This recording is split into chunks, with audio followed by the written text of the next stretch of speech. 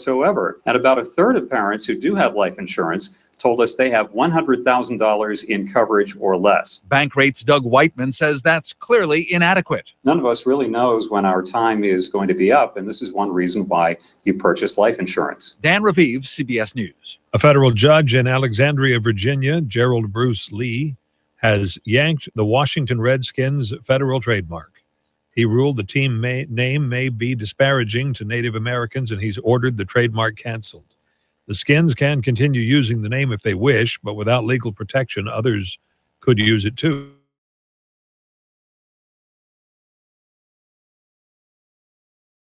Skins team.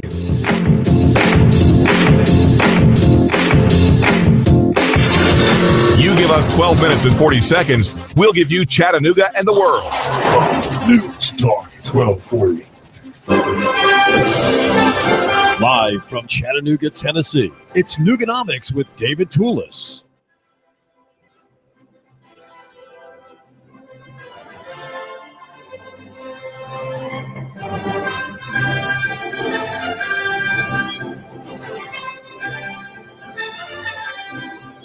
This is David Toulis. Our show is Nooganomics.com. We want to talk now with an elected official.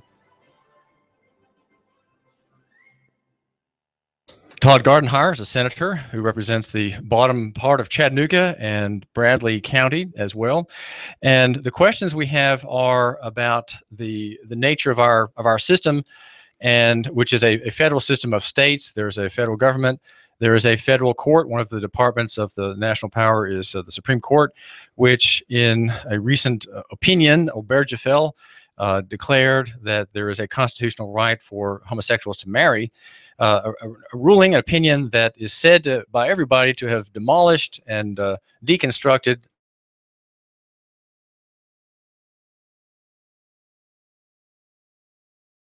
a difficult time. But Todd Gardenhire, welcome to Nooganomics.com. Good to be here. Thank you for inviting me. Well, give us your take on this opinion and its effect on the people of Tennessee.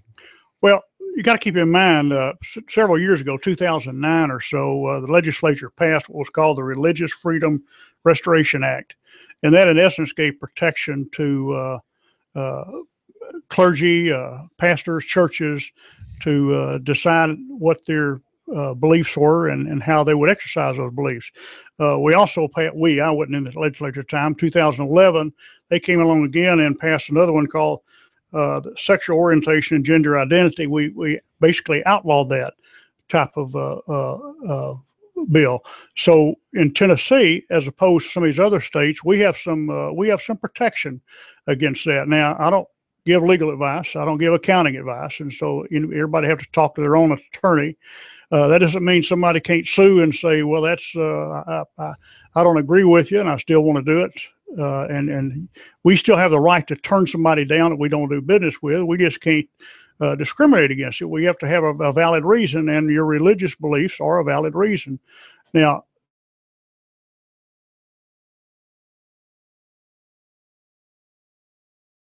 you're right, and that the Supreme Court opinion does not apply to the Tennessee laws, and that's the key word, laws. We did pass laws. We have laws on the book. We did a referendum, 81% or so plus voted in favor of defining marriage as a man and a woman. And the Supreme Court case was not brought by somebody who has the same or a situation that Tennessee laws are. It was those that have these sexual orientation, gender identity laws on the books. We don't have it. We've outlawed those. So again, it will be up to another judge to on a specific case to rule on it. But right now, we have a lot of protection in Tennessee. All right, and the reason you're bringing you answered my question immediately, but talking about the protections people like my listener have against being oppressed by a homosexual or a gay activist who says, well, I have my right, I have a right to marry, therefore I have other claims against you as well, against your business perhaps, or against your photography business, your floral business, your cake making business. But you're saying the prospect of these attacks on the marketplace by gay activists are not as great because the legislature passed these protections. That's what I'm saying. Now keep in mind, let's look at it from two different ways.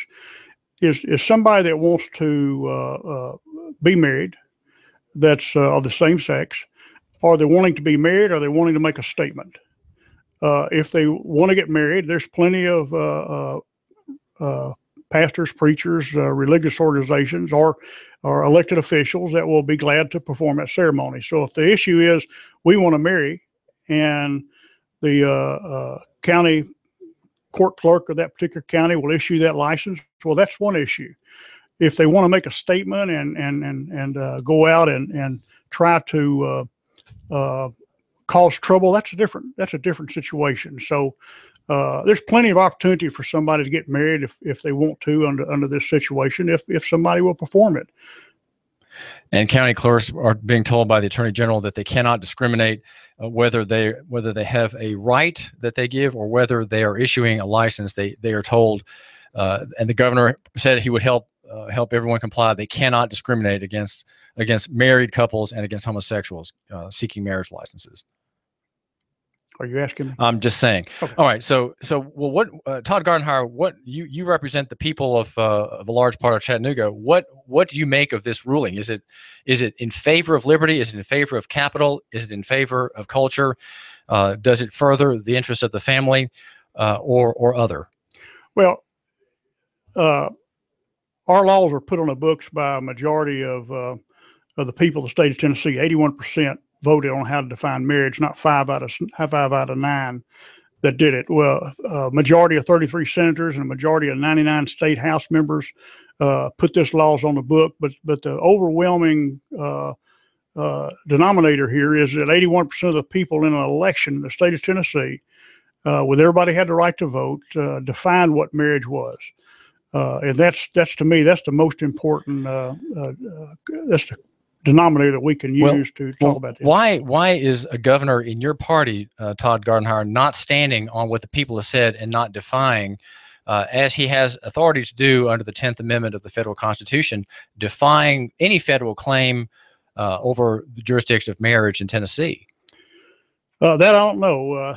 I think when Herb Slater, Attorney General, filed that lawsuit here the other day, I haven't read his letter yet, or the challenge, but I think that was a good indication. I don't believe he would have done that without the governor's nodding and approval to do it. But in the meantime, I guess he felt like he had to abide by what the Supreme Court said to save a lot of money on lawsuits right now. I haven't talked to the governor about it. Well, it seems to me that there's an interest not just in saving money from lawsuits, but standing on principle, especially when the marriage of my listener is concerned here. And my listener is married. He has a stake in marriage. He understands that capital comes from marriage. Businesses come from marriage. Children come from marriage. Stable moral character is invariably tied with home life, and an attack on marriage, a deconstruction of marriage, is against him. It's against my listener personally. And somehow we are waiting for Republicans. We're waiting for men in authority, representatives in the legislative branch, and then also those in the executive branch who are the heads of the state. They're the executors. They are the executive power to do something in favor of marriage. Is there any grounds for resistance, Todd Gardenhire?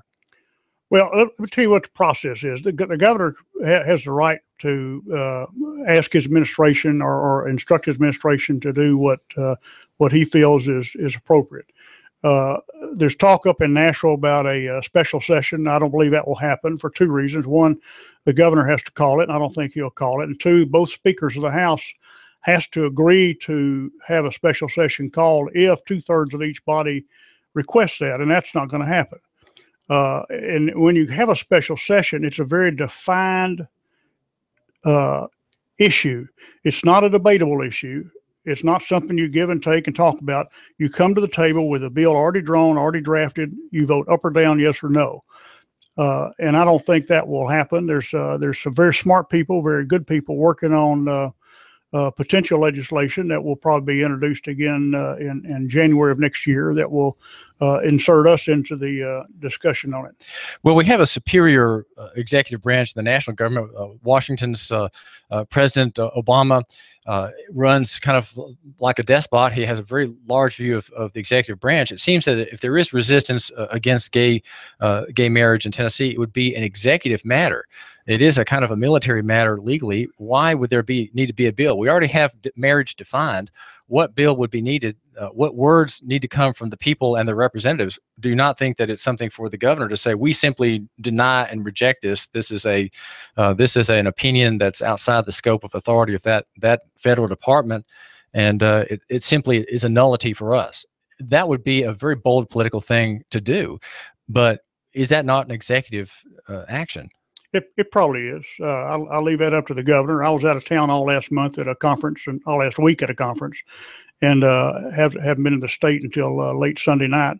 So I've been out of pocket and hadn't had time to talk to anybody about this as such. I've talked to a few of the legislators that are working on it, but as far as the governor, that's going to be up to him, and he's going to have to live with the consequences of what he does.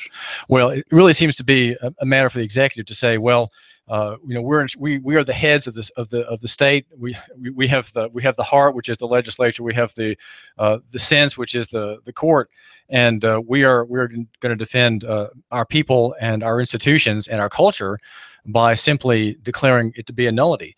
Well, let me ask you this: Are there authors or authorities in history that took such a position, that said no to a lawless, maybe even an ungodly demand or claim of authority from remote places? Are there any precedents in history for the kind of resistance that my listener is interested in hearing more about?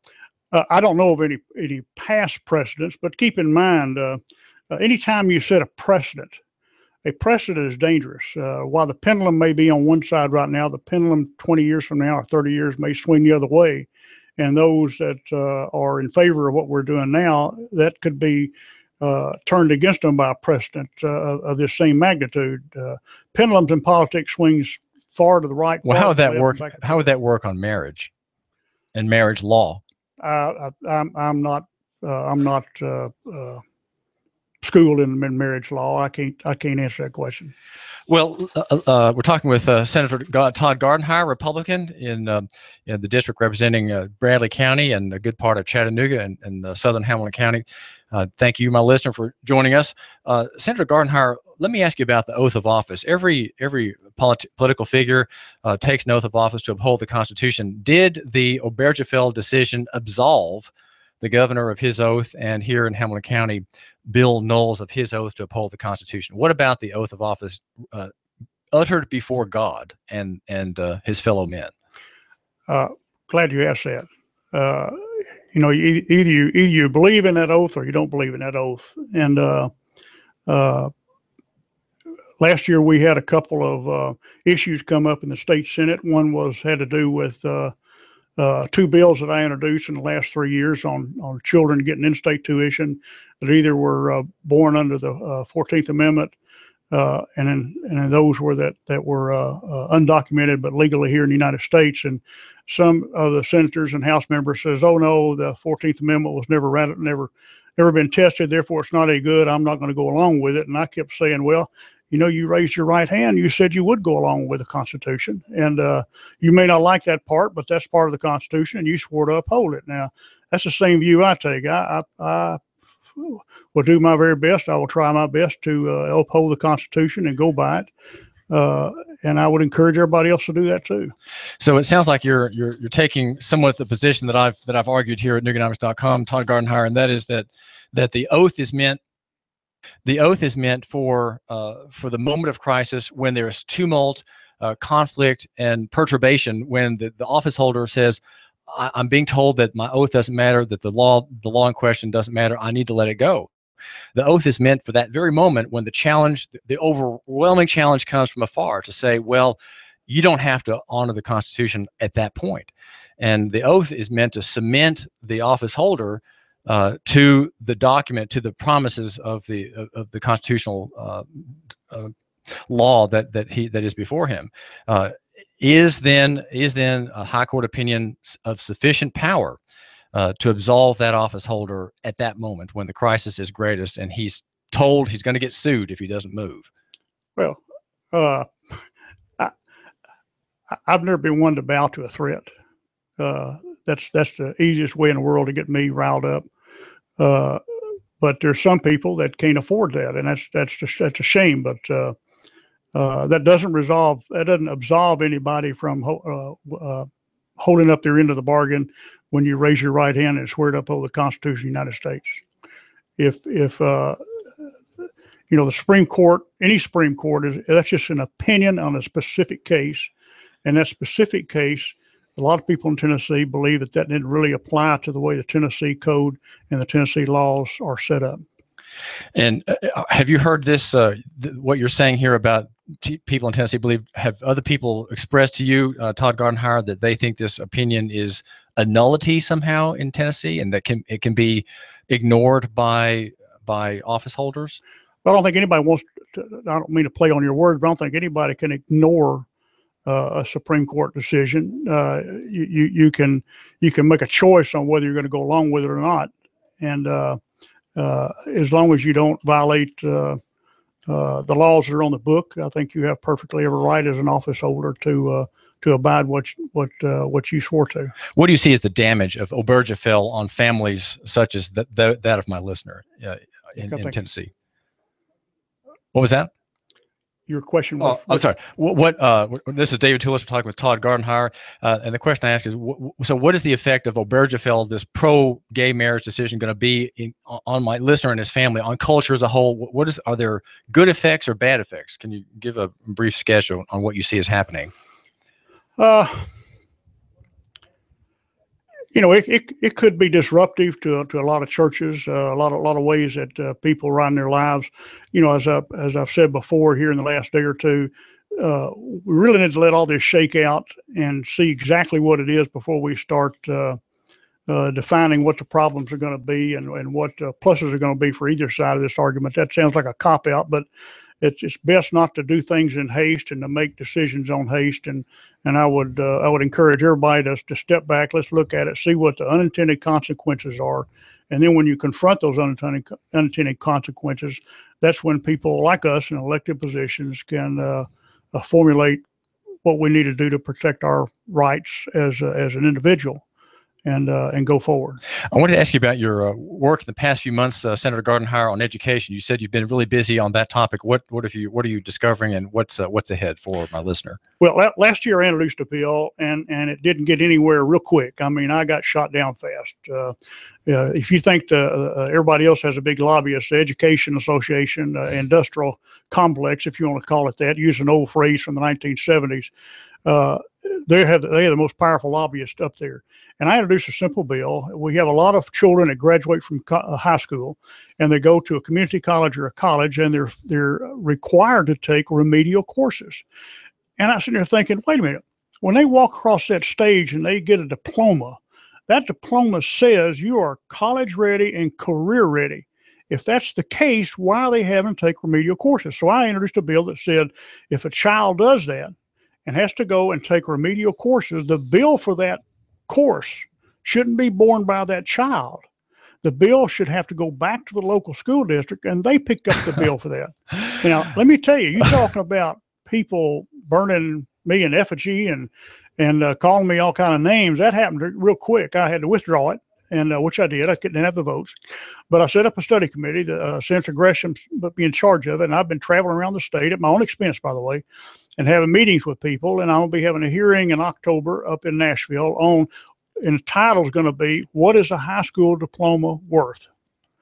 And this goes along with another project I've been working on for 3 or 4 years, and that's a tech school in Hamilton County, tied into to Chattanooga State, just like the old Kirkman High School had, where there's a lot of kids don't need to go to college. They're just not cut out for it. And when they go and they don't make it that first year, we're setting them up for failure for the rest of their life. They need to be in a good technical occupation. Right now, there's plenty of companies in town that would hire somebody with a good technical education, that they don't have them qualified. And taking a lot of the courses that they're now taking in all these different subjects in schools, in colleges, really is not having to do with a technical education. You've got the trade unions here in town, the IBEW, and those types of people, they teach them. We have the different industry groups that teach people how to have a trade. We need a trade school in Chattanooga that teaches children how to have a trade that will give them a job for the rest of their life. Would that be connected somehow with apprenticeships? it'd be tied in with apprenticeships. I've had meetings with a lot of industry leaders, from the Associated General Contractors to the IBW apprenticeship schools that want to get this thing set up, and that's what we're working on. And that's because we understand that most people, and I think I would probably assent to your comment, most people don't, who are now going to college, even though it's free, they don't need to be there. It's really a wasted resource. And there are alternate ways of obtaining skills and education than college or the university. That's right. I know a company in town today that will hire somebody to do welding and pay them $70,000 to $80,000 a year. And you can't get that even coming out of college with a degree unless you're nuclear science. But isn't the whole government has this whole free junior college program against what you're doing? Because he's trying to give it away. You're saying, well, we need to have less of it and have young people diverted into skills and technical training. Is there not a contradiction between your idea and the governor's program? No, really, it comes in together. It comes in together. We can set up. The goal is to set up a school like a Kirkman at Chattanooga State, to where the people that come out of that concept will segue into Chattanooga State and get an advanced degree, which will help them get a good technical job. And what are the prospects of this school being created, Senator Gardenhire? As soon as I get $15 million. And is that a private grant from a benefactor, or is it any way I can get it, I'll take it. Well, now you're a senator. How long is your term? When do you face re-election? I face re-election in August of 2016, and then general election in November of 2016. Do you have a website, right quick? If I do, it's GardenhireSenate.com. GardenhireSenateElection.com. That's right. Is that right? That's good enough. This is David Toulis, Senator Gardenhire. Thanks for joining us. Thank you very much, David. Todd Gardenhire represents most of Chattanooga, and my name is David Toulis. Thank you for giving us a few minutes of your time.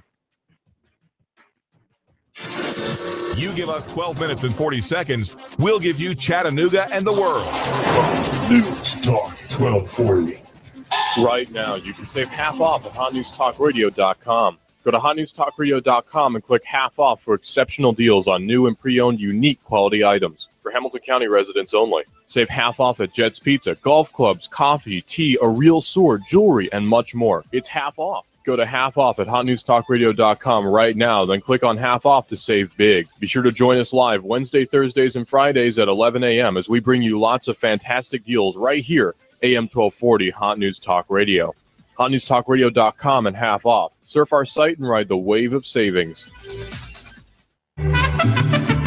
We've got a table here at Delia's in Saudi Daisy, ready to delight in a plate of authentic Mexican food. Delia's spreads a rich selection: loaded nachos, crazy chicken, homemade tamales, maybe the enchiladas with beef, chicken, pork, quesadillas. Every dish beautifully pictured on the menu to help us decide. Join us for lunch or dinner. We're at Delia's in Saudi Daisy on Dayton Pike near the Thrasher Light. Here's dinner. Delia's uses the freshest ingredients, cooked to perfection. Nachos, homemade. Delia's open every day except the Lord's Day. For lunch and dinner, treat yourself to Delia's genuine Mexican food. In Saudi, call 521-7145. That's 521-7145. You give us 12 minutes and 40 seconds, we'll give you Chattanooga and the world. News Talk 1240. Here comes Dale Earnhardt Jr. He's got third. He's going for second. Earnhardt going for the lead. The NASCAR Sprint Cup Series is on the Motor Racing Network. Coverage continues Sunday here at Live on the Motor Racing Network, the voice of NASCAR. Check it out live on Chattanooga's official NASCAR radio station. Hot News Talk 1240. When my brother and I opened our first Jed's Pizza, we believed if we made the best pizza, customers would find us. So we made fresh dough each day, used fresh toppings, and premium mozzarella cheese. 300-plus stores later, we still do. Try Jed's famous 8-corner pizza with premium mozzarella cheese and one topping, now just $11.99 for a limited time only. Jed's Pizza, the best pizza in town. 3600 Hickson Pike. Life is short. Eat better pizza. Let's get Jed's. Do you feel better outside your home or business than in? Indoor air quality is important. Mildew, mold, smoke, water, and rodent damage are prime causes of poor indoor air quality. Ducts Indoor Air Professionals, better known as Duct Busters, cleans HVAC systems using 127 definable Duct Busters steps. Let Mark Thompson address the indoor air quality at your business to help reduce employee illnesses. Prevent fires by cleaning your dryer vents. Mark and his parents, Dick and Joan Thompson, have been building our local economy and helping local people with HVAC systems 16 years. Ducts Indoor Air Professionals. Call 876-9907. 876-9907. Ducts. Call now. You give us 12 minutes and 40 seconds, we'll give you Chattanooga and the world. News Talk 1240. If the South would have won, we'd have had it made. I'd probably run for president of the southern states. The day Elvis passed away would be our national holiday. If the South would have won, we'd have had it made. NASCAR, Laura Ingram, Dennis Miller, David Toulis, Coast to Coast AM, and CBS Radio News. Chattanooga's news, talk, and sports leader. News Talk 1240. You give us 12 minutes and 40 seconds, we'll give you Chattanooga and the world. Fox News Radio. I'm Lillian Wu. Trading remains halted on the New York Stock Exchange. Officials saying there's no sign of malicious The activity. spokesman says the issue we are experiencing, quoting now, is an internal technical issue and is not the result of a cyber breach. The exchange says it chose to suspend trading to avoid problems arising from what they're calling a technical issue. Fox's David Lee Miller also hit with technical problems. The Wall Street Journal's website, It's Fine Now, and United Continental after its flights were temporarily grounded briefly. United released a statement saying, quoting now, an issue with a router degraded network connectivity for various applications, causing this morning's operational disruption. And a study finds wartime suicide attempts in the Army